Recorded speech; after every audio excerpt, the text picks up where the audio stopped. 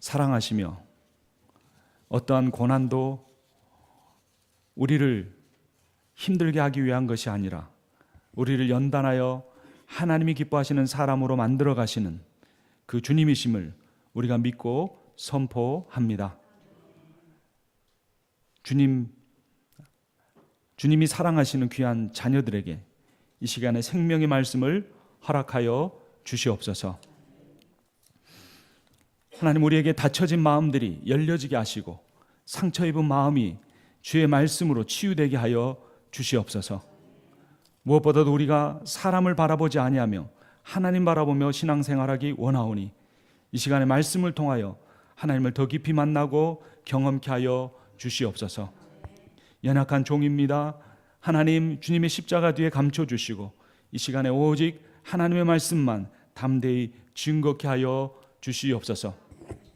모든 것 주님께 맡기고 의지하며 우리 주 예수 그리스도의 이름으로 기도합니다. 아멘. 빌립보서 4장 10절부터 14절 본문을 통해 믿음은 능력이다 라는 제목으로 하나님의 말씀을 증거하겠습니다. 어떤 외딴 마을에 술집이 생겼습니다. 그 술집이 날로 번창하더니 점점점 시끄러워지고 심지어 주일날도 영업을 하기 시작했습니다. 바로 옆에 있는 교회에서 기도회로 모이기 시작했습니다. 그래서 그 술집이 없어지게 해달라고 기도하다가 목사님이 성령의 충만을 받으셨는지 하나님 아버지, 저 술집에 벼락이 떨어져서 망하게 해주십시오, 이렇게 기도했습니다. 근데 며칠이 지나지 않아서 실제로 그 술집에 벼락이 떨어져서 다 불타버리고 말았습니다. 근데 이 술집 주인이 어떻게 하다 보니까 그 교회 목사님이 자기 술집이 그렇게 되게 해달라고 기도했다는 소식을 알게 됐습니다. 그래서 수를 했습니다. 저 교회에서 성도들이 함께 기도하고 목사님이 기도해서 우리 술집에 벼락이 떨어져서 망했다, 손해배상을 청구한 겁니다. 그런데 더 안타까운 것은 이 목사님과 교인들이 변호사를 고용을 해가지고 절대로 우리 기도 때문에 그런 일이 일어났을 리가 없다라고 그렇게 재판에 나선 것입니다. 이 목사님과 교인들은 믿음이 있는 것일까요? 없는 것일까요? 이분들은 믿음의 능력을 믿는 것일까요? 믿지 못하는 것일까요? 믿음이란 예수님에 대한 지식을 갖는 것만이 아니고 예수님을 신뢰하고 의지해서 그분의 능력으로 살아가겠다는 결단입니다. 신앙인의 삶에 왜 능력이 부족할까요? 이것은 믿음이 없기 때문입니다. 그렇다면 왜 우리에게 믿음이 없는지 그 원인을 알아야 우리가 믿음을 갖게 되고 그 믿음으로 능력을 갖고 승리하는 삶을 살 수 있게 될 것입니다. 믿음이 없는 첫 번째 이유는 믿음이 능력이다. 오늘 설교의 제목이죠. 우리 한번 같이 읽어볼까요? 믿음은 능력이다 라는 사실을 믿지 않기 때문입니다. 세상의 대다수의 사람들이 추구하는 것처럼 기독교인들조차도 돈, 성공, 지위가 능력이다 라고 믿는다는 겁니다. 또 이 성공이라는 것은 세상에서의 성공만 아니라 교회 안에서 직분을 받거나 교인들 사이에서 인정을 받는 것도 의미할 수 있습니다. 세속적 성공의 욕망보다 종교적인 성공의 욕망이 훨씬 더 강하고 부정적일 수 있습니다.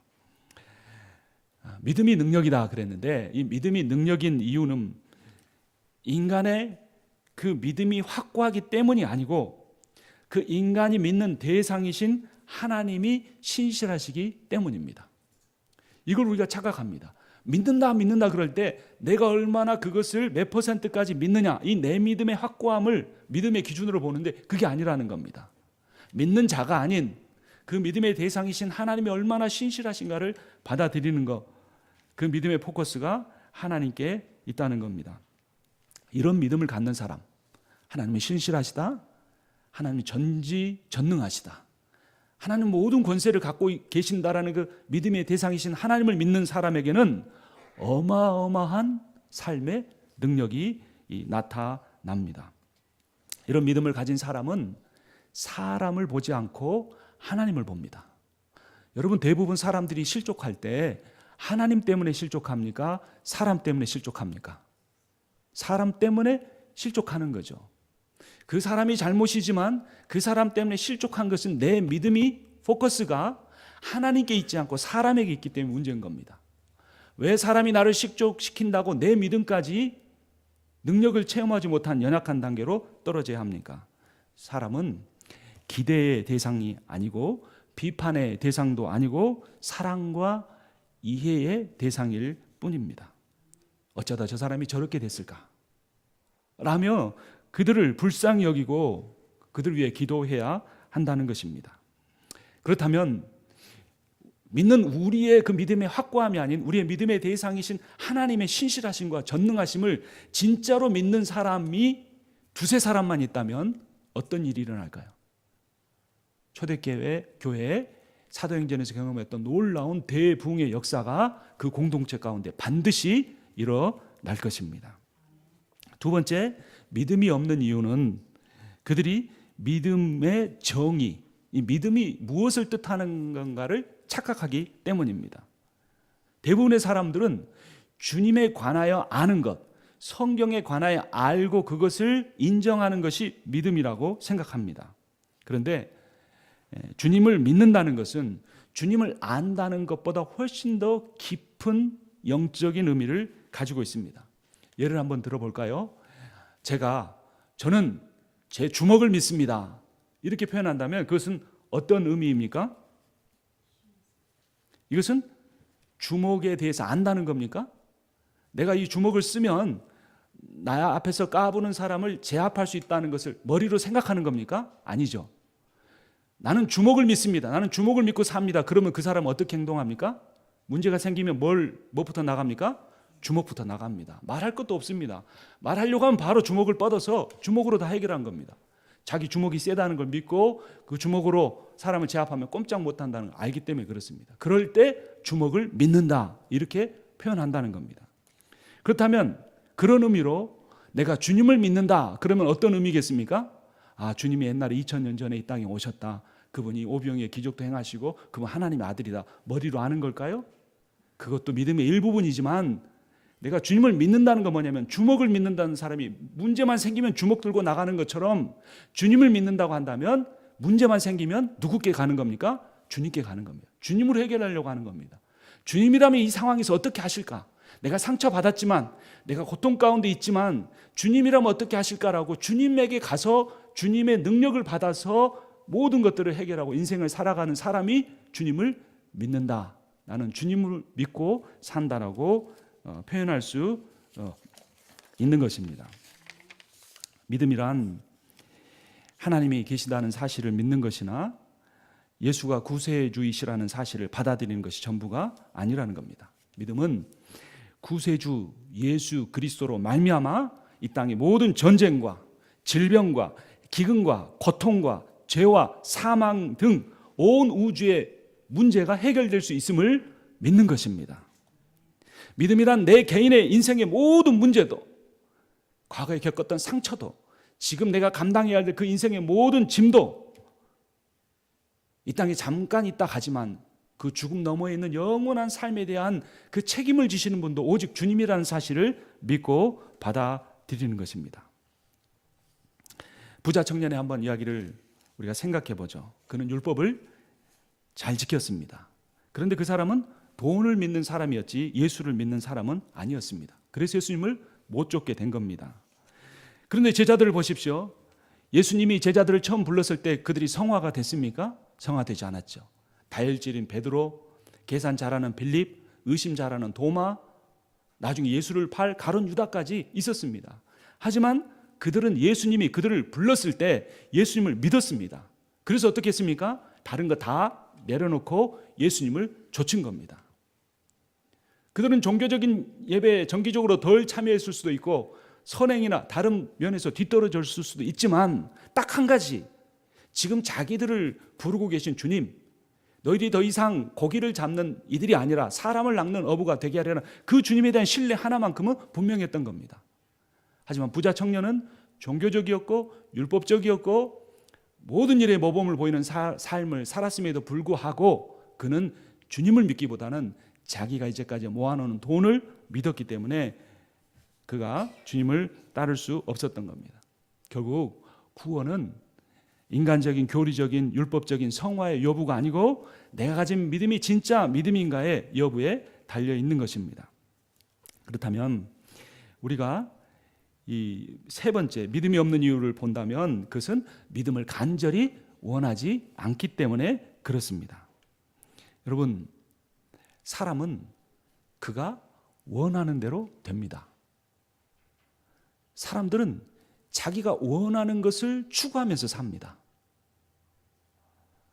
그러니까 내가 믿음을 갖느냐 못 갖느냐는 뭐에 달려 있다는 겁니까? 내가 그 믿음을 원하느냐 원하지 않느냐에 달려 있다는 겁니다. 에이, 목사님, 믿음을 원하지 않는 사람이 어디에 있습니까? 맞는 말이죠. 근데 그 믿음을 얼마나 원하느냐, 믿음을 어떻게 원하느냐, 그것이 중요하다는 겁니다. 어떤 사람은 믿음을 갖고 싶은데 목사님 믿음이 잘 생기지 않아요. 맞습니다. 대부분 믿음을 원하는 그 바람이 다른 것을 원하는 것보다 우선순위에서 밀려서 다른 일들을 다 하고 시간이 남으면, 다른 것을 다 해놓고 나면 그것을 하려고 하는 정도의 원함밖에 없다는 것입니다. 하나님은 믿음을 간절히 원하는 사람에게 반드시 믿음을 주십니다. 그 믿음은 성령을 통해서 주어지고 성령 충만을 통해 믿음이 우리 가운데 충만하게 되는데, 성령 충만을 간절히 구하는 사람에게 반드시 성령을 주십니다. 사도행전 6장 5절은 스데반을 믿음과 성령이 충만한 사람 그랬고, 사도행전 11장 24절은 바나바를 착한 사람이요 성령과 믿음의 사람 그랬습니다. 그러니까 믿음은 성령의 충만과 비례하는 겁니다. 토조 목사님이 성령 충만에 대해서 이렇게 말씀하셨습니다. 성령으로 충만하려면 우선 성령 충만을 받겠다는 열망으로 불타야 한다. 이런 열망이 다른 모든 욕구를 몰아낼 정도로 강력할 때 비로소 성령으로 충만할 수 있다. 성령 충만의 정도는 성령 충만을 바라는 갈망의 정도와 비례한다. 하나님은 우리가 원하는 만큼 우리와 함께 하신다. 성령 충만을 받는데 가장 큰 방해가 되는 것은 그것들 중에 하나는 복음을 믿는 그리스도인들에게 널리 퍼진 영적인 교만이다. 영적 자만에 빠진 사람들은 자신이 성령 충만이 필요 없을 정도로 모든 것이 만족스럽다고 착각한다. 결론적으로 사람들이 성령 충만을 받지 못하는 이유는 그들이 성령 충만보다 다른 것들을 더 원했기 때문이다 라는 겁니다. 여러분, 성령 충만을 원하십니까? 여러분, 성령 충만을 다른 것을 원하는 어떤 것보다 더 간절히 원하십니까? 제가 훌륭한 목사가 되게 해달라고 간절히 원할 수도 있습니다. 우리 교회가 부흥하게 해달라고 원할 수도 있습니다. 우리 교회가 성장하게 해달라고, 우리 교회 성도분들 아프신 분들 좀 낫게 해달라고 구할 수도 있습니다. 그런 모든 것도 다 제가 원할 수 있지만 그 모든 것보다 가장 중요한 것은 제가 성령에 이끌리는 사람, 믿음에 붙잡히는 사람이 되는 것이 가장 중요하다는 것입니다. 믿음을 얻는 일에 거의 시간을 사용하지 않으면서 왜 내게 믿음이 생기지 않을까라고 생각한다면 그것은 분명히 모순입니다. 사람이 믿음을 얻기 위해 많은 노력을 해야 되는데 그 중에 제일 중요한 것은 기도입니다. 마가복음 1장 35절을 보면 새벽 아직도 밝기 전에 예수께서 일어나 나가 한적한 곳으로 가사 거기서 기도하시니,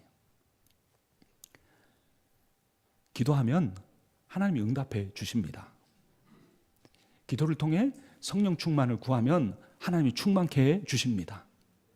기도를 통해 믿음을 갖게 해달라고 하면, 강한 믿음을 갖게 해달라고 하면 하나님이 반드시 믿음을 주십니다. 하나님은 전능하심에도 불구하고 인격적인 분이십니다.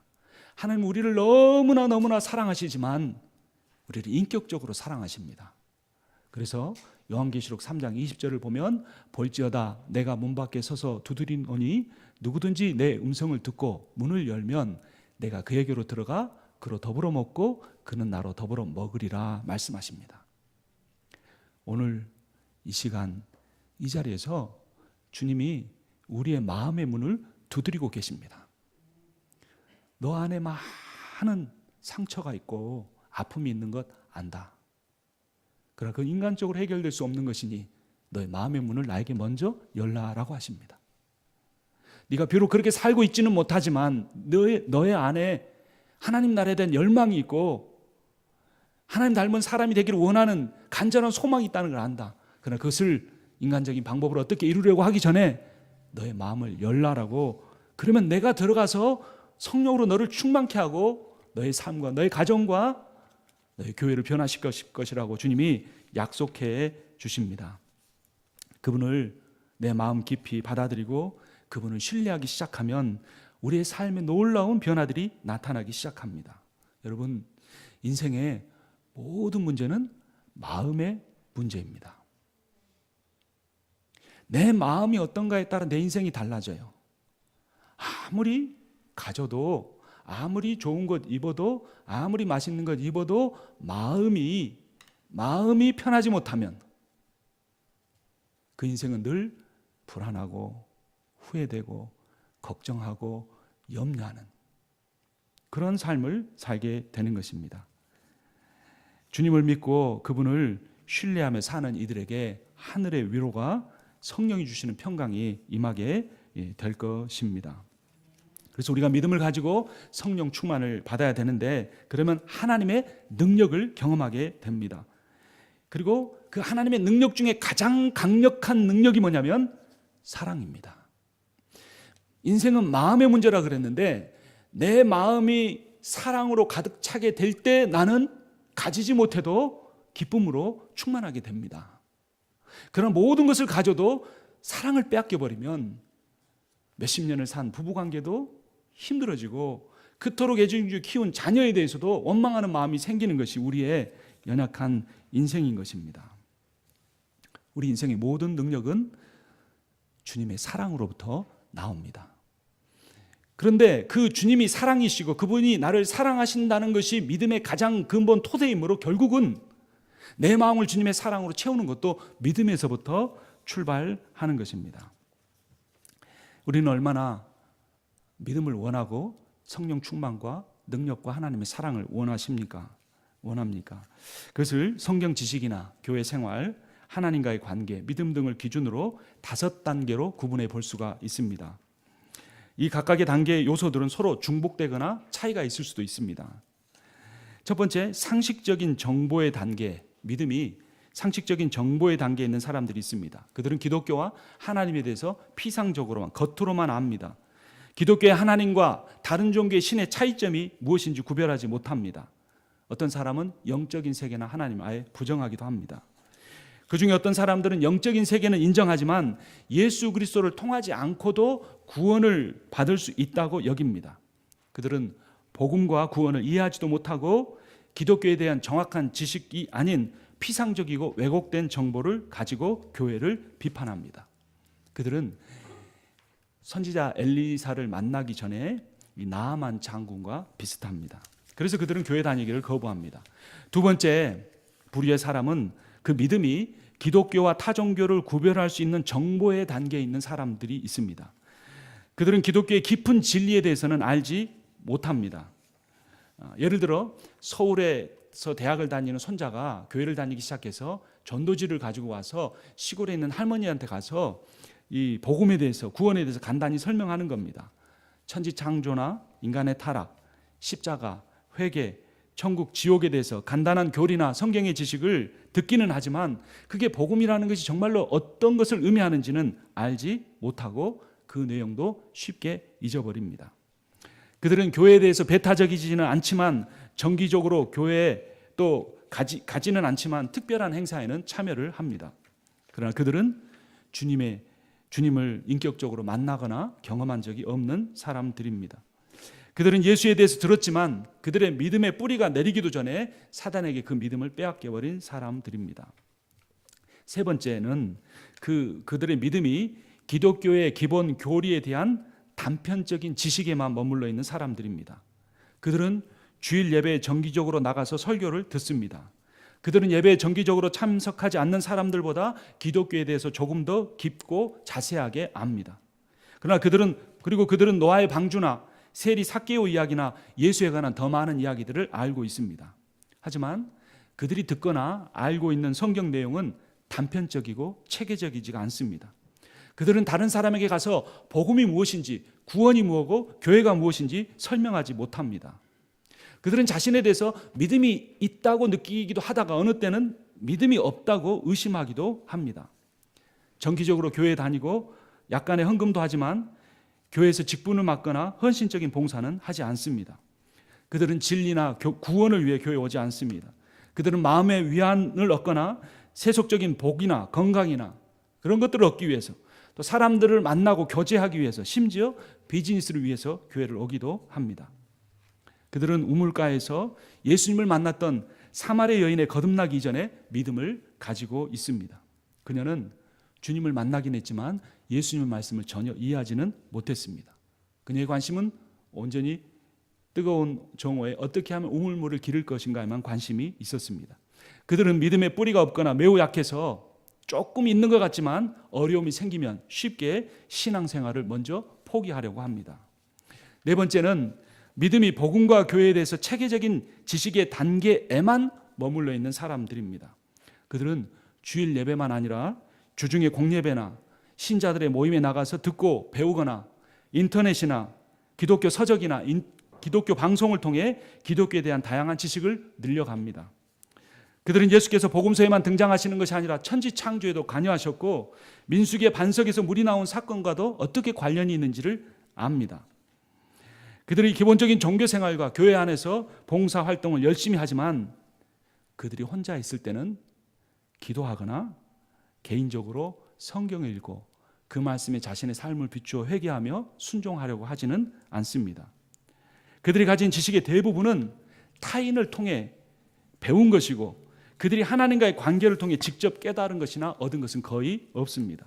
그들은 일정하게 교회 봉사를 하려고 노력하고 술이나 담배를 끊는 윤리적인 변화도 경험하지만 성령에 의한 온전한 거듭남은 체험하지 못합니다. 신비한 영적 세계를 경험한 것과 성령 충만을 혼동하기도 합니다. 그들의 삶과 인격에 그리스도인으로서 구별되는 삶의 방식이나 가치관의 변화가 두드러지게 나타나지 않습니다. 그들은 교리나 성경에 대한 지식을 얻고 인정하는 그것이 자신의 신앙이고 그것이 인격의 변화라고 혼동합니다. 주님을 잘 따르는 것처럼 보이다가도 낮은 자존감, 열등감, 시기심, 분노 등으로 인해 자주 무너집니다. 인간관계나 그가 속한 교회 공동체에 생기는 갈등이나 문제를 다른 사람이나 지도자의 책임으로 돌림으로써 비난하려고 합니다. 그들의 믿음은 회심하기 이전에 바울이나 아나니아와 삽비라의 믿음과도 같습니다. 바울이 초대교회를 핍박했고 아나니아나 삽비라가 교회를 혼란하게 빠지게 만든 것과 비슷합니다. 그들은 모두 자신의 신앙에 대한 확신을 가지고 있어서 초대교회 멤버가 되었지만 또 유대교회에 열심히 있는 그런 랍비 역할을 했지만 실제로는 교회를 어렵게 만드는 율법적 신앙인이었거나 악한 영적 권세나 욕심의 유혹을 이겨내지 못한 사람들입니다. 그들은 주님을 만났고 주님의 말씀을 이해하기도 했지만 주님의 뜻을 따르기 위해서 필요한 희생을 거부하는 사람들입니다. 그들은 말씀을 율법적으로 지키려고 노력은 하지만 지속적인 성령의 충만을 경험해 본 적이 없고 그래서 주님이 자신을 사랑하고 자신의 모든 인생을 책임지는 깊은 신뢰를 주님 앞에 드리지 못했던 재물 때문에 예수님 따르기를 포기한 부자 청년과도 같습니다. 그들은 믿음의 뿌리는 있지만 세상의 염려와 재물의 유혹 때문에 믿음의 열매를 맺지 못하는 사람들입니다. 마지막 다섯 번째, 믿음은 주님을 성령을 통해 인격적으로 영접하고 그분과의 주종 관계를 통해 얻은 순종적이고 관계적인 믿음의 단계까지 나아간 사람들입니다. 하나님께서는 대부분 이런 사람들을 만들어내실 때 그들의 인생에 감당할 수 없는 고난을 주십니다. 그 고난을 통해 자신이 알고 있었던 모든 믿음의 체계가 다 무너지는 것을 경험하게 됩니다. 욥의 인생이 그랬습니다. 그리고 욥이 마지막에 내가 이제까지는 여호와를 듣기만 하였으나 지금은 여호와를 직접 대면하여 보나이다 라고 말했던 겁니다. 그들의 믿음은 단순한 정보나 지식을 아는 것에만 그치지 않고 성령의 개입을 통해 영적으로 깨달아가는 수준에 이릅니다. 그들은 성령이 자신을 주관하게 하시며 예수 그리스도를 주인으로 모시고 순종하는 삶을 추구하려고 부단히 애를 씁니다. 그들은 고난 가운데서도 하나님을 신뢰하며 기다릴 줄 압니다. 그들도 역시 실족하고 실수도 하지만 언제나 겸손하게 자신의 부족함을 인정하고 회개합니다. 오늘의 본문의 사도 바울과 같은 사람입니다. 빌립보서 4장 13절에 사도 바울은 이렇게 말합니다. 내게 능력 주시는 자 안에서 내가 모든 것을 할 수 있느니라. 대부분의 경우는 이 말씀에서 내가에 초점을 둡니다. 더 강조하고 싶은 것은 모든 것을 할 수 있다에 더 강조점을 두려고 합니다. 그러나 성경은 내게 능력 주시는 자를 강조하고 그분 안에서라는 표현을 가장 강조합니다. 주님 안에 거한다는 말이고 그것은 주님과의 관계가 확고하다는 의미입니다. 사람이 성령에 충만하면, 즉 주님 안에 거하면 모든 것을 할 수 있게 됩니다. 이것이 믿음의 능력이고 믿음의 결과입니다. 그런데 중요한 것은 모든 것이라는 이 단어의 의미가 무엇인가라는 겁니다. 이 모든 것은 내가 예수 믿기 전에, 변화되기 전에 가졌던 소망을 모든 것이라고 말하지 않습니다. 그것도 포함될 수 있지만 12절 말씀 우리 함께 읽겠습니다. 나는 비천에 처할 줄도 알고 풍부에 처할 줄도 알아. 모든 일, 곧 배부름과 배고픔과 풍부와 궁핍에도 처할 줄 아는 일체의 비결을 배웠노라. 그러니까 이 모든 것은 사람이 원하는 비싼 자동차도 사고 사람이 원하는 집도 얻을 수 있다라는 의미가 아닙니다. 모든 것을 할 수 있다는 표현에서 그 모든 것은 사람이 원하는 모든 것이 아닙니다. 그 모든 것은 사람이 내가 원하지 않는 것이라고 할지라도 주님이 원하신다면 나는 그 길을 갈 수 있습니다. 순종하며 가겠습니다. 희생하겠습니다. 헌신하겠습니다. 라고 하는 겁니다. 사람은 돈과 하나님을 같이 섬길 수 없습니다. 이 말은 돈이 필요가 없다는 의미가 아닙니다. 돈을 하나님의 자리에 두지 말라는 것입니다. 돈도 하나님의 자리에 두고 하나님도 하나님의 자리에 둘 수는 없다는 겁니다. 사람이 두 하나님을 섬길 수가 없습니다. 돈만 아니라 성공도, 명예도, 사람의 지혜도, 욕망도 마찬가지입니다. 누가 하나님일까요? 사람이 자기 인생의 마음과 정성을 드리는 그 대상이 바로 나의 하나님입니다. 인생의 우선순위를 분명히 하나님께 두는 것이 믿음이고 이 믿음에서 능력이 나옵니다. 마태복음 6장 24절을 보면 한 사람이 두 주인을 섬기지 못할 것이 혹 이를 미워하고 저를 사랑하거나 혹 이를 중히 여기고 저를 경히 여김이라. 너희가 하나님과 재물을 겸하여 섬기지 못하느니라. 여러분, 돈이 능력이 있습니까? 믿음이 능력이 있습니까? 돈이면 안 되는 일이 없는 것이 이 세상이고 특히 미국입니다. 사람이 하나님과 재물을 겸하여 섬기려고 하는 이유가 염려 때문이라고, 그럼에도 불구하고 같이 섬기려고 하는 이유가 염려 때문이라고 마태복음 6장 25절은 이렇게 말합니다. 그러므로 내가 너희에게 이르노니 목숨을 위하여 무엇을 먹을까, 무엇을 마실까, 몸을 위하여 무엇을 입을까 염려하지 말라. 목숨이 음식보다 중하지 아니하며 몸이 의복보다 중하지 아니하냐. 목숨, 그 목숨의 믿음과 관련되어 있습니다. 사람이 하나님만으로는 부족하다고 여기기 때문에 돈을 하나님과 거의 동등하거나 때로는 하나님보다 더 중요한 위치에 두는 것입니다. 이런 사람의 연약한 믿음은 능력을 체험하지 못합니다. 왜냐하면 그의 믿음은 새의 믿음만도 못할 때가 있기 때문에 그렇습니다. 이어지는 마태복음 6장 26절은 이렇게 말합니다. 공중의 새를 좀 보라. 심지도 않고 거두지도 않고 창고에 모아들이지도 아니하되 너희 하늘 아버지께서 기르시나니 너는 이것들보다 더 귀하지 아니하냐. 여러분, 다람쥐는 새보다 더 약한 믿음을 가진 것 같습니다. 시골에 살다 보니까 다람쥐가 이 앞에서 왔다 갔다 하는 걸 보는데요, 이 볼이 다람쥐가 자기 얼굴보다 더 큽니다. 도토리 하나 또 앞발에 도토리 하나 잡고 막 뛰어다닙니다. 제가 직접 보지는 못했는데 도토리가 그거를 자기만 아는 공간에다가 파서 넣어놓는다고 합니다. 근데 이 다람쥐가 대부분의 자기가 숨겨놓은 도토리의 90%는 어디에서 뒀는지 다 잊어버린다고 합니다. 새는 모아들이지 않는데 도토리는 겨울이 오기 전에 내내 그 일에 전념하지만 자기가 모은 도토리를 하나도 자기가 사용하지 못하는 그러한 삶을 살게 된다는 것입니다. 여러분, 믿음은 능력입니다. 능력의 믿음을 소유한 사람은 배부름이나 배고픔이나 풍부인가 궁핍인가 이런 것이 중요하지 않습니다. 중요한 것은 내가 주님 안에 있으면 어떤 상황이라도 극복할 수 있다는 것입니다. 우리가 주님 안에 거하면 그 주님 안에서 능력 주시는 자 안에서 모든 것을 감당할 수 있다는 것입니다. 그들도 완벽하지 않고 실패하고 넘어지지만 그들은 삶의 고난 중에서도 새로운 영적 비밀을 깨닫고 하나님을 더 사랑하며 하나님이 기뻐하시는 삶을 추구하고 이를 위해서 지속적이고 간절히 기도하는 삶을 살게 됩니다. 그리고 그 말씀을 통해 새로운 정체성과 세계관과 가치관을 갖습니다. 여러분, 새로운 정체성은 뭘까요?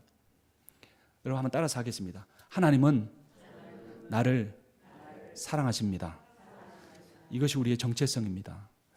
우리의 새로운 세계관은 무엇입니까? 따라서 하겠습니다. 예수께서 온 세상에 주님이십니다. 돈이 아니고 권력이 아니고 의사가 아니고 우리 예수 그리스도가 주님이십니다. 새로운 가치관은 무엇입니까?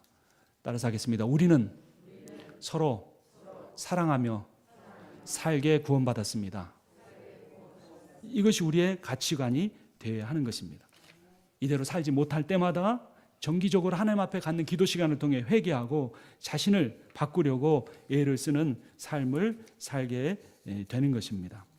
그들은 어떤 상황에서든지 복음을 전하고 교회를 세우는 일에 최선을 다합니다. 그들은 회심한 후에 바울과 같은 사람들입니다. 그들은 주님을 만났고 주님의 말씀을 조금씩 이해가는 큰 기쁨을 누리며 주님을 자신의 삶에 주님으로 영접하는 믿음을 가진 사람들입니다. 그들도 주님의 말씀에 완전히 순종하지는 못하지만 그들의 인생의 최고의 우선순위는 어리석고 연약했던 제자들처럼 언제나 주님이신 겁니다. 실수하지만 주님을 떠나지 않는 겁니다. 꾸짖음 받지만 그럼에도 불구하고 주님을 따라다니는 것입니다. 이것이 참 믿음입니다. 그들은 이 세상에서의 성공보다 보이지 않는 영원한 세계에서의 하나님과의 교제를 더 갈망합니다.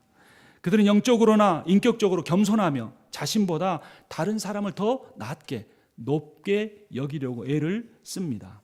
그들은 좋은 믿음의 땅이 되어 주님을 영접하고 순종해서 30배에서 100배에 이르는 놀라운 결실을 맺는 사람들입니다.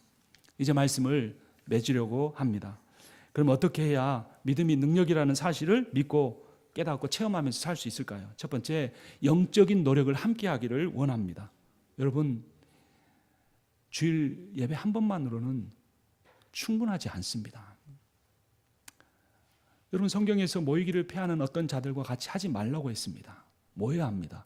물론 집에서도 기도할 수 있습니다. 하지만 하나님이 원하시는 것은 모이는 것입니다. 여러분, 토요일 날 12시 이후에 주무시는 분들 다 회개하셔야 합니다.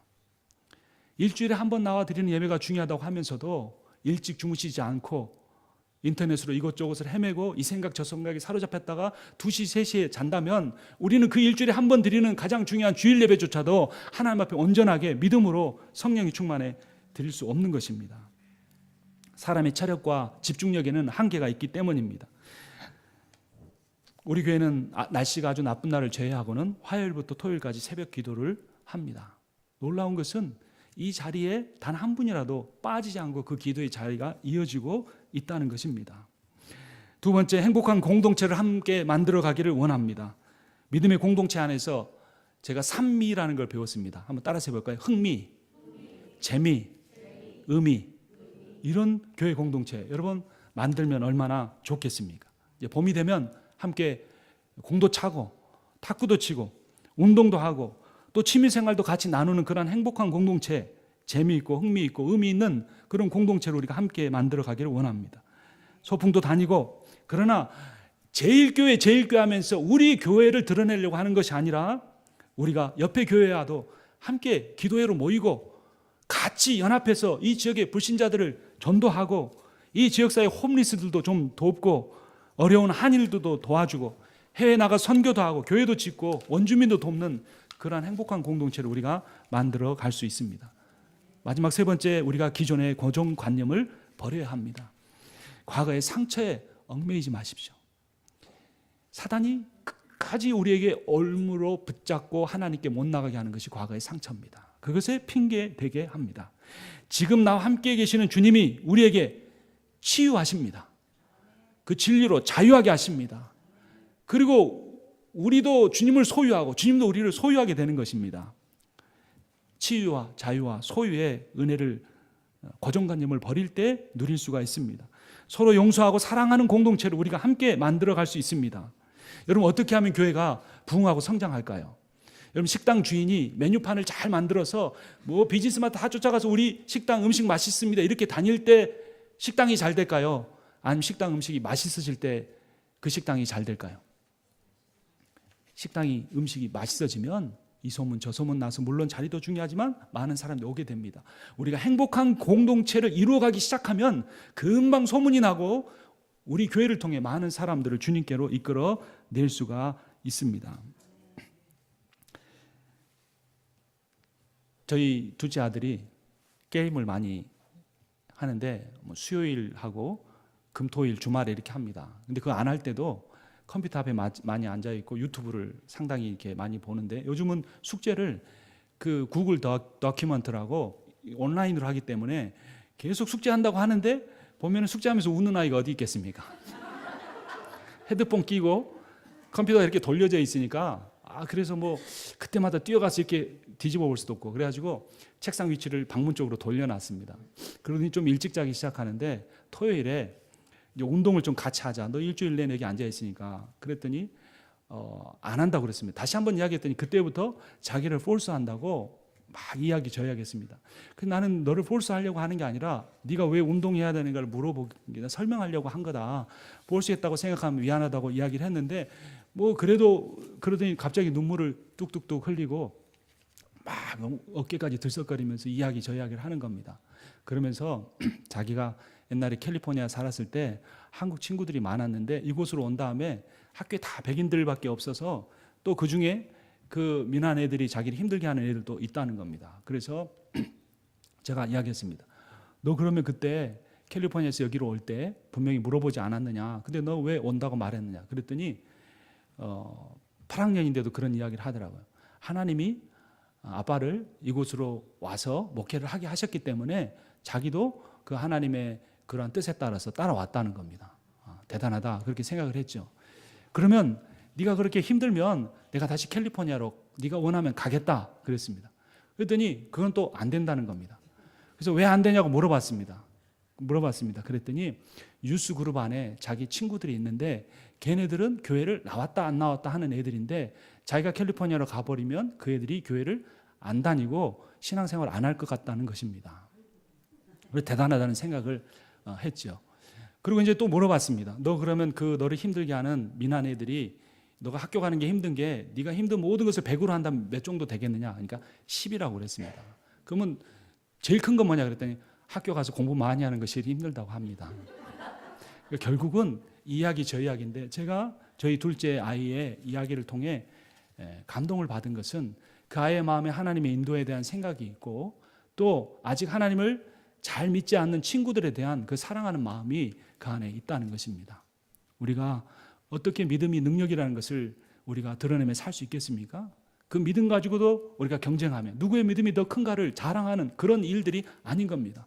믿음이 능력이라는 것은 하나님의 사랑이, 그 하나님의 신실하신 사랑, 변함이 없는 사랑, 사람들은 나를 실족시키고 직분자마저도 목회자마저도 나를 넘어뜨릴 수 있지만 내가 믿는 것은 그 사람들이 아니고 하나님이시기 때문에 그 하나님이 신실하신다는 것을 내가 온전하게 믿는 믿음이 참 믿음이고 그 하나님의 사랑을 온전히 신뢰하는 것이 참 믿음이기 때문에 그 믿음에서는 놀라운 능력이 나타나고 내 삶을 바꾸고 내 마음을 바꾸고 우리의 가정을 바꾸고 우리의 공동체와 이 지역사회까지도 바꾸는 능력이 드러날 것입니다. 그 주님의 믿음의 사랑의 능력을 체험하고 드러내며 사시는 여러분과 제가 되기를 주님의 이름으로 축원합니다. 살아계신 하나님 아버지, 오늘 주님의 말씀을 통하여 우리에게 다시 한번 도전하여 주시니 감사합니다. 주님께서 이 말씀이 우리에게 실제가 되게 하여 주시옵소서. 예수 그리스도의 이름으로 기도합니다. 아멘.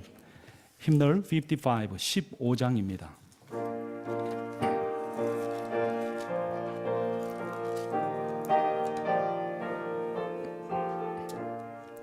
하나님의 크신 사랑 하늘에서 내리사 우리 맘에 항상 계셔 온전하게 하소서. 우리 주는 자비하사 사랑 무한하시니 두려워서 떠는 자들 구원하게 하소서. 걱정 근심 많은 자를 성령 감화하시며 복과 은혜 사랑받아 떠나가게